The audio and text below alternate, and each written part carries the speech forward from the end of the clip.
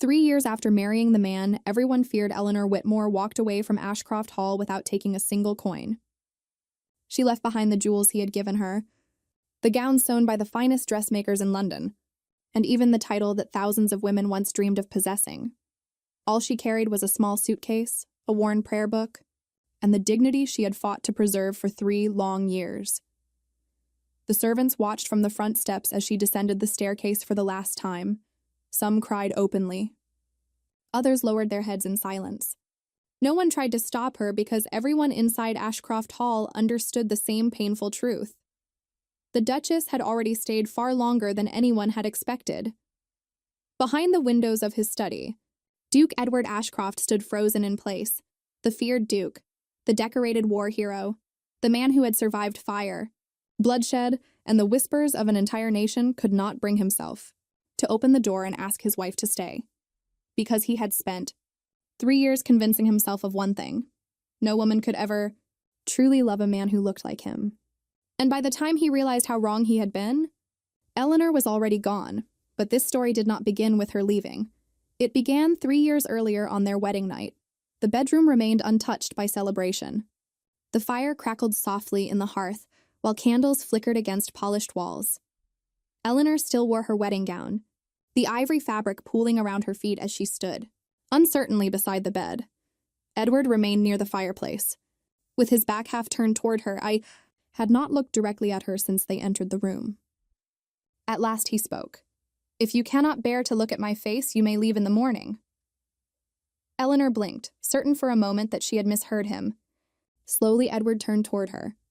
The left side of his face carried the scars everyone in England whispered about. Burn scars from the war, some pale with age.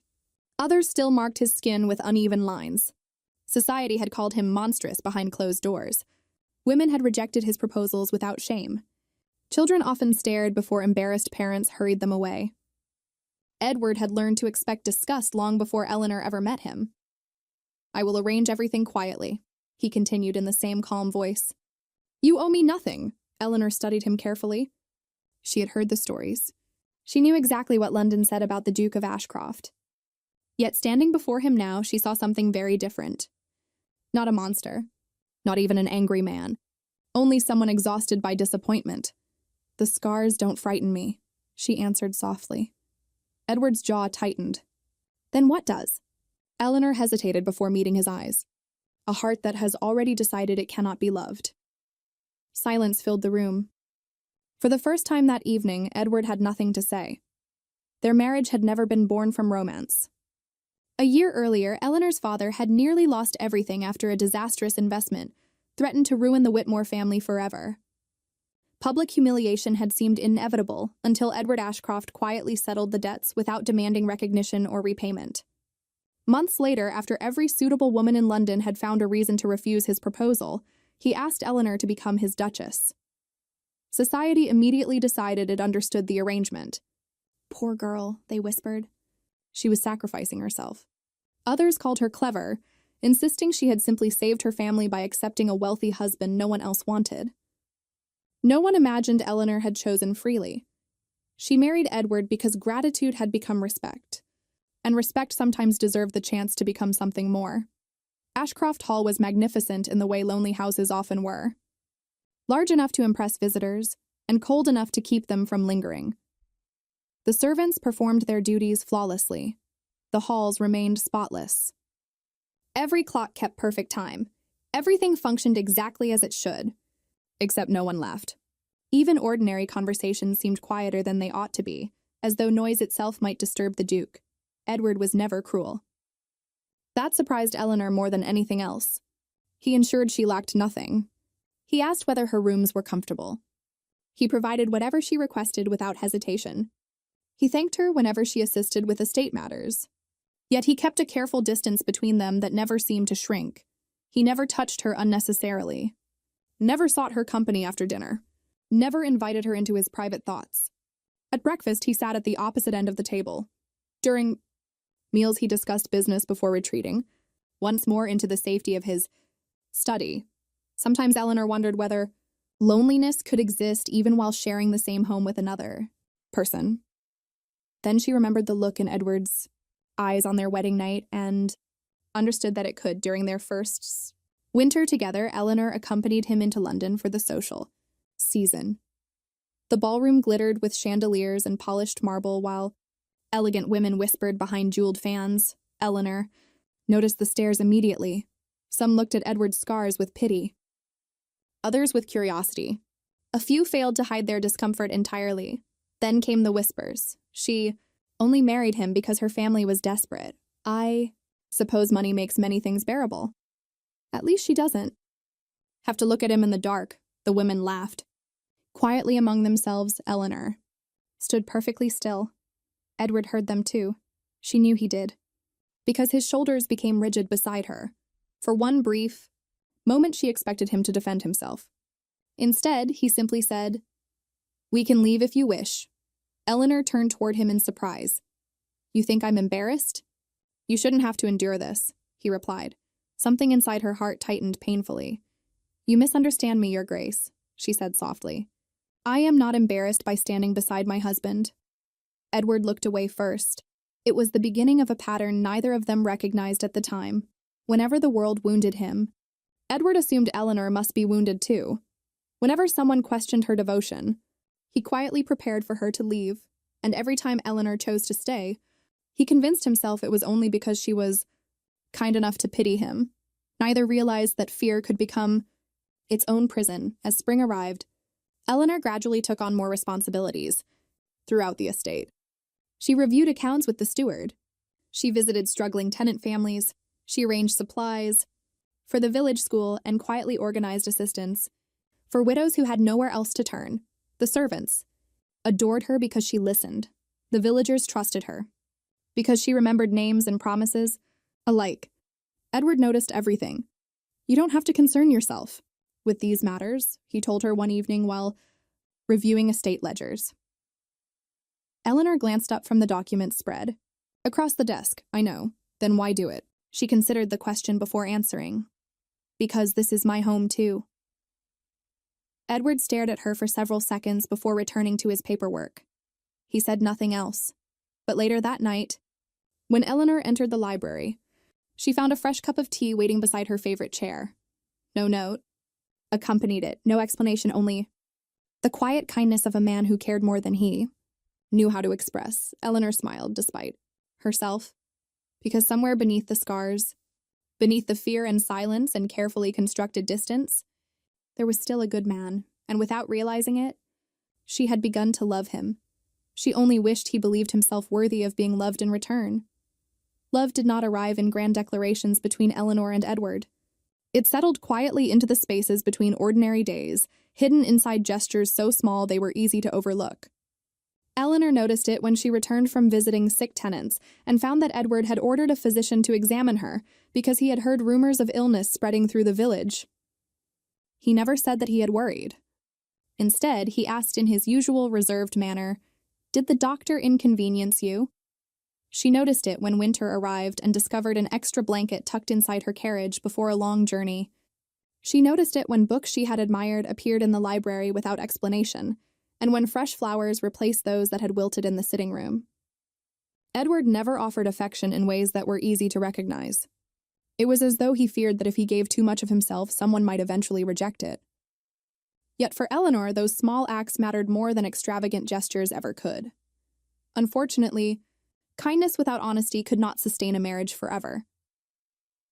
By the time their second anniversary approached, Eleanor had begun allowing herself to hope. She arranged a simple dinner for the occasion, refusing to turn it into the sort of grand celebration society expected from noble families. She chose Edward's favorite dishes and selected a dark green gown he had once remarked suited her. It had been one of the few compliments he had ever offered her, and she had treasured it ever since. The candles had already burned low when Eleanor finally understood he was not coming home. Mrs. Bell entered the dining room carrying a shawl and carefully draped it across Eleanor's shoulders. "His Grace sent word from London," she said gently. A parliamentary matter delayed him. Eleanor looked at the untouched place setting across from her and smiled with practiced grace. "Of course," she replied. She remained seated for another hour before asking the servants to clear the table. Edward returned shortly before midnight. Exhaustion lined his features as he removed his gloves and stepped into the dining room. His gaze moved across the extinguished candles, the fading flowers, and the remnants of the meal that had been prepared hours earlier. Then realization struck. What day is today? The question lingered heavily between them. Eleanor lowered her eyes before answering. Our anniversary. For several moments, Edward simply stared at her. Then quietly he said, You should have reminded me. The words hurt more than forgetting ever could, because Eleanor understood what he truly meant. He had never imagined she expected to be remembered. The next morning, he sent expensive jewelry to her room. Eleanor thanked him politely. Neither mentioned their anniversary again. As spring returned to London, invitations began arriving more frequently at Ashcroft Hall. Society had become fascinated by the Duchess, who had remained beside the scarred Duke long after everyone predicted she would flee. Some admired her. Others pitied her. Most simply wanted to satisfy their curiosity. Lady Vivian Harrow returned during that season. Beautiful, wealthy, and recently widowed, Vivian possessed the sort of effortless charm that attracted every eye in a ballroom. Years earlier, she had refused Edward's proposal without hesitation. At the time, his scars had still been fresh, and society had encouraged women to pursue more handsome prospects. Now she appeared wherever the Ashcrofts attended. You have remarkable patience, Duchess, she remarked one evening with a sympathetic smile. Eleanor met her gaze calmly. I've never considered patience a burden. Vivian laughed softly. Perhaps not, but surely compassion can become exhausting. Those nearby pretended not to listen. Eleanor had grown accustomed to conversations like this. What surprised her was not Vivian's cruelty. It was Edward's silence. On the journey home, Eleanor stared out the carriage window as rain streaked the glass. You heard what she implied. Edward remained focused on the dark countryside beyond the opposite window. People say foolish things. You could have corrected her. His expression tightened. Would it have changed anything? Eleanor turned toward him. It might have changed something for me. The carriage fell silent. Edward lowered his eyes. I don't know how to defend something I don't fully understand. Eleanor felt her heart sink. And what exactly don't you understand? His answer came so quietly she almost missed it. Why you're still here. She looked away before he could see the tears gathering in her eyes. 3 years. 3 years of choosing him. 3 years of standing beside him while others whispered. 3 years of building a home around a man who remained convinced she would eventually leave. And still, he believed her loyalty had been born from obligation. Winter arrived once again, bringing with it preparations for Ashcroft Hall's annual charity ball. Eleanor devoted herself to organizing the event because its proceeds supported the village school and infirmary throughout the coming year. She reviewed guest lists, coordinated donations, and ensured every detail reflected the dignity of Ashcroft Hall. The ballroom glowed beneath crystal chandeliers on the evening of the event. Music drifted through elegant halls while guests admired decorations and exchanged carefully polished gossip. Eleanor moved among them effortlessly. She greeted benefactors, thanked sponsors, remembered names and stories. Several villagers who had benefited from her generosity approached to express gratitude. Edward watched from a distance. He had never understood how easily she brought warmth into rooms that had once felt cold. Perhaps that frightened him more than anything else. Vivian approached near the center of the ballroom just as the orchestra completed another waltz. It must be exhausting, she remarked loudly enough for nearby guests to hear. Eleanor regarded her calmly. What must be exhausting? Performing devotion every day, Vivian replied. Pretending gratitude is enough to sustain a lifetime. Conversations around them faltered. Dozens of eyes shifted toward the Duchess. Vivian smiled apologetically. Forgive me. I only mean that no woman should be judged for wanting more. The ballroom grew unbearably quiet. Eleanor turned instinctively toward Edward. For 3 years she had defended him, protected him from whispers, chosen him again and again. She did not need a declaration worthy of poetry. She only needed one sentence, one acknowledgement, one moment in which he chose her too. Edward looked at the woman he had married. Then he looked away. Fear tightened around his heart exactly as it always had. Fear that if he claimed her love, someone would expose it as pity. Fear that if he believed himself worthy of happiness, he would eventually lose it. Finally, he spoke. "I never wished to keep anyone beside me out of obligation." The words struck Eleanor with devastating clarity. The silence inside the ballroom deepened. Even Vivian appeared stunned. Edward continued, his voice almost hollow. "If my wife wishes for freedom, I would grant it." For several seconds, Eleanor simply stared at him. Then something inside her finally gave way. Not love, not grief, hope. She had spent 3 years trying to convince Edward that she had chosen him freely. 3 years proving that love could survive fear. 3 years waiting for him to trust what she offered. And now she understood. No amount of devotion could heal someone determined not to believe it. Eleanor's eyes filled briefly before composure returned to her features. She curtsied with perfect elegance. "Then thank you, Your Grace." Edward's face lost all color. "Eleanor," but she offered him a small, heartbreaking smile. "If freedom is what you wish to offer, I accept." Without another word, she turned away. No accusations followed. No tears. No dramatic farewell to satisfy the curiosity of their audience. She simply walked through the ballroom she had spent months preparing, past guests who lowered their eyes in shame, past servants struggling not to cry, and past the man she had loved faithfully for 3 years. This time, she did not look back. And for the first time since their wedding night, Duke Edward Ashcroft understood what true terror felt like, because deep within his heart, he knew the truth. If Eleanor left now, she would never return as the woman who had once waited for him to choose her. The following morning, Ashcroft Hall awakened beneath a silence unlike any it had known before. It was not the familiar quiet that had long settled over its corridors during Edward's years of self-imposed isolation. This silence carried absence. The servants moved through their duties with lowered eyes. Footsteps softened instinctively. Even the grandfather clock in the entrance hall seemed unbearably loud. Eleanor's rooms stood exactly as she had left them. She had taken only what belonged to her before she became Duchess of Ashcroft. The gowns Edward had commissioned remained untouched inside the wardrobe. The jewelry he had purchased rested neatly arranged upon the dressing table. The expensive gifts intended to compensate for forgotten anniversaries and unspoken apologies remained exactly where they had always been. For several long minutes, Edward stood in the middle of the room. Then his gaze landed upon a ledger resting carefully atop Eleanor's writing desk. At first, he assumed it contained estate accounts. He opened it absent-mindedly. Then he stopped breathing. Page after page revealed Eleanor's handwriting, records of repairs she had delayed within her own apartments, so leaking roofs in tenant cottages could be fixed before winter, lists of medicines purchased for villagers who could not afford treatment, private donations made to the school using her own allowance, instructions regarding widows whose pensions had quietly disappeared from estate records years earlier, notes about families struggling after failed harvests, recommendations for servants nearing retirement. Every page documented problems she had solved without recognition. Every page revealed burdens she had carried without complaint. Edward turned another page, then another, until he reached the final entry. There, written in Eleanor's elegant hand, were only a few lines.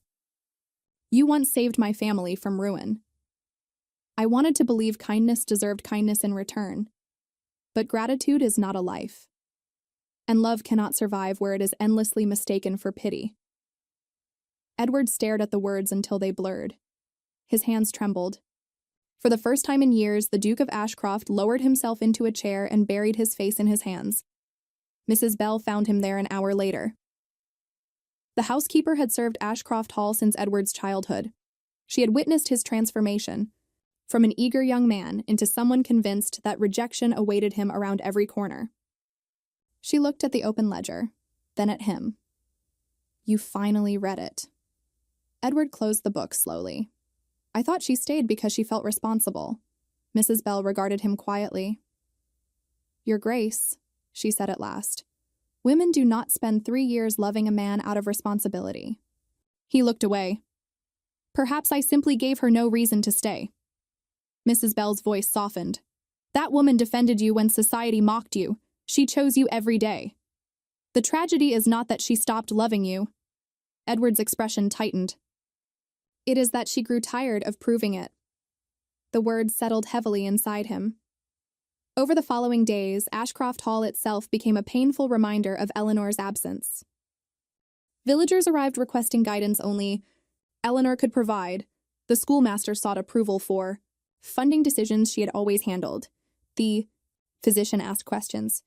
Regarding medicine shipments she alone had organized, even the servants hesitated. Over matters Eleanor would have resolved effortlessly. It became impossible to ignore what she had meant to everyone around her. 1 week after she left, Edward rode into the village himself. He rarely ventured there without purpose. Children stopped playing as he passed. Adults lowered their heads respectfully. Then an elderly woman approached him. Will Her Grace be returning soon? She asked hopefully. Edward hesitated. I don't know. The woman smiled sadly. She sat with my husband before he passed away. She stayed long after everyone else had gone home. Further along the road, the schoolmaster stopped him outside the chapel. Please tell the Duchess we miss her terribly. At the infirmary, the physician remarked. She remembered every patient's name. Everywhere Edward went, people spoke of Eleanor, not as a duchess, not as a noble woman, but as someone who had changed their lives simply by caring enough to notice them. Late that evening, Edward returned to Ashcroft Hall carrying a truth he could no longer avoid. Eleanor had loved him in 100 different ways. He had simply refused to believe any of them. The following morning, he left again, this time not as a duke fulfilling obligations, but as a husband trying to find the woman he had lost. His search eventually led him 40 miles south to a small village where Eleanor's aunt operated, a modest school for girls. He found Eleanor, standing before a chalkboard with sunlight filtering through old windows behind her. She looked peaceful, healthier. There was sadness in her eyes. But no, uncertainty. When lessons ended, she stepped outside into the garden where winter roses struggled beneath pale skies. You found me, she said. Quietly, Edward nodded. I wasn't sure I deserved to, Eleanor. Folded her hands before her. Why are you here? He looked at the woman who had once waited patiently for him to choose her. I came to apologize. Easier now that I'm gone? He accepted the blow without protest. Yes. Silence stretched between them. Then Edward spoke again. I spent years believing no woman could love a man who looked like me. Every whisper confirmed it. Every stare convinced me I was right. Eleanor listened without interruption. When you stayed, he continued, I told myself it was gratitude, duty, compassion, anything, except love, his voice faltered. Because if I believed you truly loved me and lost you anyway. He closed his eyes. Briefly, I wasn't sure I would survive it. Eleanor's gaze softened. But you lost me anyway. He nodded, I know, for several moments. Neither moved. Then Edward reached into his coat pocket and withdrew a folded sheet of paper. I made changes at Ashcroft Hall. Eleanor frowned. The school now has permanent funding. The infirmary accounts have been corrected. The pensions you recommended have been restored. He swallowed. And I began learning the names of people I should have known years ago. Eleanor looked at him carefully. You think doing those things earns forgiveness? No. He met her eyes. I think loving you means continuing to do them whether you forgive me or not. Tears shimmered briefly in Eleanor's eyes. For the first time since arriving, Edward allowed himself complete honesty. I love you, he said quietly. Not because you stayed when others wouldn't, not because you saved my estate. I love you because you saw every broken part of me and still offered your heart. He paused. And I made you spend 3 years proving something that should never have required proof. Eleanor looked away, toward the schoolyard where children laughed in the distance. When I married you, she said softly, I thought patience would eventually make you trust me. Edward remained silent. Kept waiting for the day you would choose me as willingly. As I chose you, she turned back toward him. But love should not feel like standing outside a locked door forever. Edward lowered his head. You deserved better. Yes, Eleanor whispered. I did. Neither spoke for several seconds. Finally, Edward said, I am not asking you to come home. Eleanor blinked. I'm asking for the chance to become someone worthy of being chosen again. For the first time since he arrived, Eleanor smiled. It was small, fragile, but real. You finally understand. Edward exhaled slowly. Will there ever be another chance? Eleanor considered the question carefully, then she answered, I don't know. The truth hurt, but it also carried hope, because she had not said no. Months later, letters continued traveling between Ashcroft Hall and the village school. They spoke of changes, of fears, of mistakes, of ordinary moments. Neither had ever shared before. Trust returned slowly, not through grand promises, but through consistency. Spring arrived, then summer, and one afternoon, Eleanor stepped out of her carriage before Ashcroft Hall once more. Edward stood waiting at the entrance. He did not rush toward her. He did not assume forgiveness. Instead, he extended his hand. You don't owe me anything, he said, quietly. Eleanor looked at him for a long moment before placing her hand in his. I know. And if you stay this time... Tremor entered his voice. It must be because you choose to. Eleanor's eyes filled with tears. I chose you once because I believed love could grow. She squeezed his hand gently. If I choose you again... A faint smile touched her lips. It will be because you finally learned how to receive it. For the first time in years, Edward smiled without hesitation. The scars upon his face had never made him unworthy of love. Fear had, and standing beside the woman he had almost lost forever, he understood at last that love was never something to earn through suffering. It was something to protect once it had been freely given, because the greatest tragedy had never been that Eleanor walked away. It was that Edward had mistaken devotion for pity until the hour. Woman who loved him most finally stopped asking to be believed, and the greatest miracle was not that she returned, was that when he finally learned to open his heart, she chose to walk back through the door on her own terms.